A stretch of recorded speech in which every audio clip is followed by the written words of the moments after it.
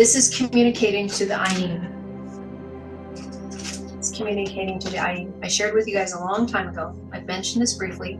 Of course, when we get to the letter Ayin, we're going to go obviously much deeper. But the Ayin and the Aleph are very, very similar. It's just one is more dense. You've heard me describe it as particle versus wave.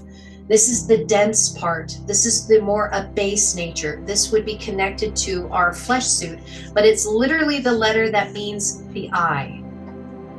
Okay. Why is this so important? Because if we're starting here and the Kolam Meili through this change agent is communicating this intellectual side with the baser side, is so that we can see something differently in the material world. Can you see that? Did I word it right? Are you connecting with my champagne moment right here? Oh my God.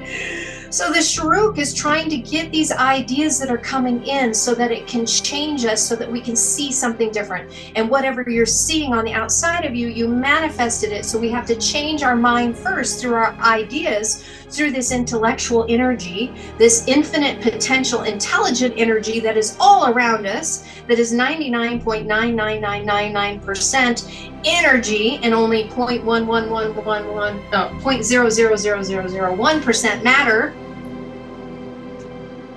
Feel into the field.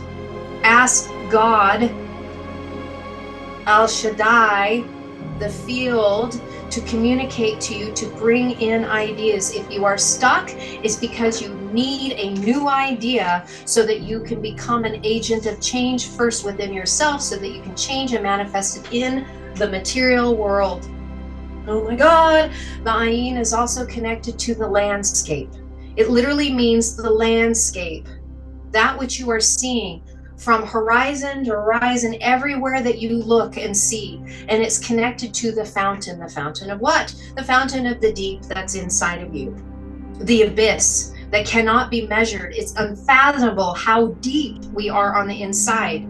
And this is communicating, trying to get things from the depth of our well of who we are and bring them forward, and communicating from that deeper base in the feminine energy, because that's where you find it, so that we are creating from the unseen in the ethereal realm and manifesting it, being those that are causing the effect instead of being subjected to cause and effect. This is a way where we are no longer victims. When we were in our ignorance, there were things that we created that happened to us. When we get off the milk and we move into the meat is when we begin taking responsibility for that which we are creating, because we know that we are intimately involved with our own creation. And if we can understand that Yeshua's message was to calm the stormy sea on the inside of us, all of our anxieties, all of our fears, then we can move into the space in our now space where it's perfectly calm, being in the eye of the storm instead of being in the storm itself. Chaos can rage around you because other people are creating that in their constructive energy with each other, but that doesn't mean that you have to join into that chaos.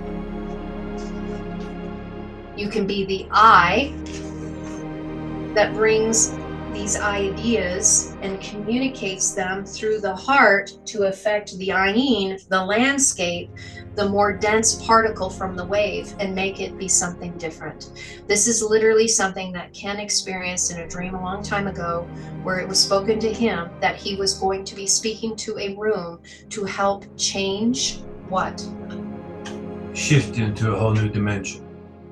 The whole room would shift into a whole new dimension. Which is the exact thing that Yeshua did with the disciples in the boat. He shifted them to a new dimension where there was not a storm, because he helped them see that they needed to calm the storm that was on the inside of them so they could join him in a higher dimension where there was no storm. The only thing that ceases a translation to fulfilling its job description is the fear of translation. Yeah, exactly.